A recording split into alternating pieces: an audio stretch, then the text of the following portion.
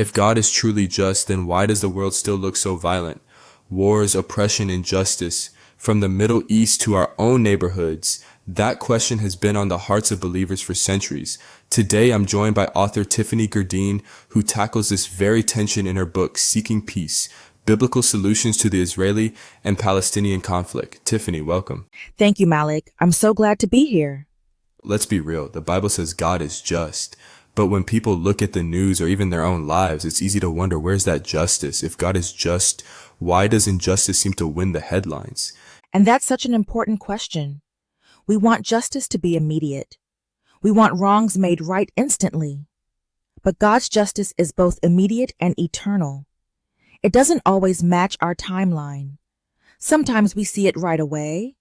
Other times we see it unfold slowly. And sometimes not until eternity. But it's never absent. So his justice isn't just about punishment, right?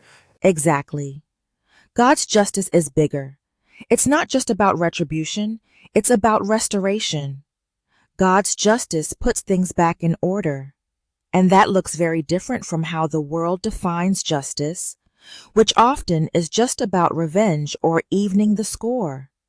One of the most striking examples is Cain and Abel. Cain kills his brother, a violent act right at the dawn of humanity, and we would expect God to strike him down immediately. But what happens? God confronts Cain, but instead of destroying him, he marks him. That mark was both judgment and mercy. It declared Cain guilty. Cain couldn't hide what he had done, but it also protected him from others seeking vengeance. That shows us something critical. God's justice includes both accountability and mercy. And that challenges us, doesn't it? Because if we're honest, when someone wrongs us, our first instinct is punishment. We want them to feel what we felt. But God reminds us that true justice always has the possibility of redemption woven into it. Yes. It's not a soft justice, but it's a healing justice.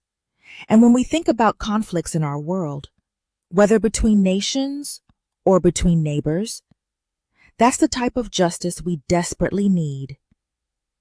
Tiffany, your book deals with one of the most difficult conflicts in the world, Israel and Palestine. How does this principle of God's justice speak into that? It reminds us that peace can't come through endless cycles of retaliation. Every time one side says, "You hurt me, so I'll hurt you back," it just deepens the wound. God's justice calls us to see the image of God in every person. That doesn't erase accountability, but it means mercy and reconciliation must be part of the solution. Without mercy, peace is impossible. And that's true beyond the Middle East, isn't it? Even in our personal conflicts, our marriages, workplaces, churches, or communities, God calls us to pursue justice that restores, not just punishes. Think about it. What would our families look like if every wrong act only received payback instead of forgiveness? There'd be no relationship left standing. Exactly. God's justice restores dignity, rebuilds brokenness, and points people back to Him. And when believers model that, we reflect the heart of Christ to a watching world. And of course, the ultimate picture of this is the stake. Humanity's violence collides with God's justice and mercy all at once. Yes. At the stake, sin was judged completely. Justice was served. The penalty of sin, death, was not ignored. But at the same time, mercy was extended to us all. That's the paradox of a just God in a violent world. He doesn't ignore sin, but He doesn't abandon mercy either. The stake shows us God's justice isn't an either or, it's both and. And if God's justice looks like that, holding sin accountable while offering mercy at the same time, then our pursuit of justice should too. That's the model for believers, whether we're facing global issues or personal wounds. Tiffany, thank you for sharing these insights. Friends, this is just a glimpse of what she unpacks in Seeking Peace. If you've wrestled with how God's justice can exist in a world filled with violence, this conversation is just the beginning.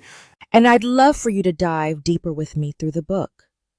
It's available on Amazon, and it's written to help believers think biblically about some of the hardest conflicts in our time. So here's the challenge. Don't just look at the violence around you and ask, where is God? Look at the stake and see He's here. His justice is working. His mercy is real and His peace is possible. I'm Malik Jordan and this is Voices on My Book. Until next time, walk in His peace.